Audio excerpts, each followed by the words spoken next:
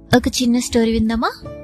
ఒక అబ్బాయి తన తాతయ్య దగ్గరికి వెళ్ళి, తాతయ్య, లైఫ్ లో గొప్పవాడు అవ్వాలంటే ఏం చేయాలి అని అడిగాడంట. అప్పుడు ఆ తాతయ్య తన దగ్గరున్న 2 మొక్కలు తీసుకొచ్చి ఒకటి ఇంట్లో, ఇంకొకటి బయట పెరట్లో నాటాడంట. ఇప్పుడు చెప్పు, రెండిట్లో ఏది బాగా పెరుగుతుంది అనుకుంటున్నావు అని అడిగాడంట. అప్పుడు ఆ బాబు, ఇంకేంటి, ఇంట్లోదే బాగా పెరుగుతుంది, ఎందుకంటే మనం దీనికి టైంకి వాటర్ పోస్తాం అండ్ మనం సేఫ్ గా జాగ్రత్తగా చూసుకుంటాం కదా. కానీ బయటదైతే ఎప్పుడు ఏ యానిమల్స్ వచ్చి తినేస్తాయో తెలీదు, ఎండకి ఎండాలి, వానికి తడవాలి, అందుకని బయటదేం పెరగదు అని చెప్పి ఫారెన్ వెళ్ళిపోయాడంట. తర్వాత 3 years తర్వాత తిరిగి వచ్చాడంట. అప్పుడు ఆ తాతయ్య ఆ చెట్టు దగ్గర తీసుకెళ్లాడంట. ఇంట్లో చెట్టును చూసి అబ్బాయి చాలా హ్యాపీ ఫీల్ అయ్యాడంట. అది చాలా పెద్దగా అయిపోయిందంట.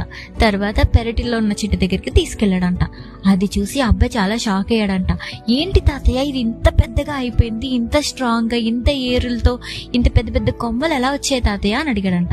అప్పుడు తాతయ్య చెప్పాడంట, ఈ చెట్టులాగే మన లైఫ్ లో కూడా మనకొచ్చిన కష్టాల్ని, కన్నీళ్ళని, ఒడిదుడుకుల్ని అన్నిటినీ తట్టుకుని నిలబడితేనే మనం లైఫ్ లో ముందుకెళ్ళగలం, అనుకున్నది సాధించగలం అని చెప్పాడంట.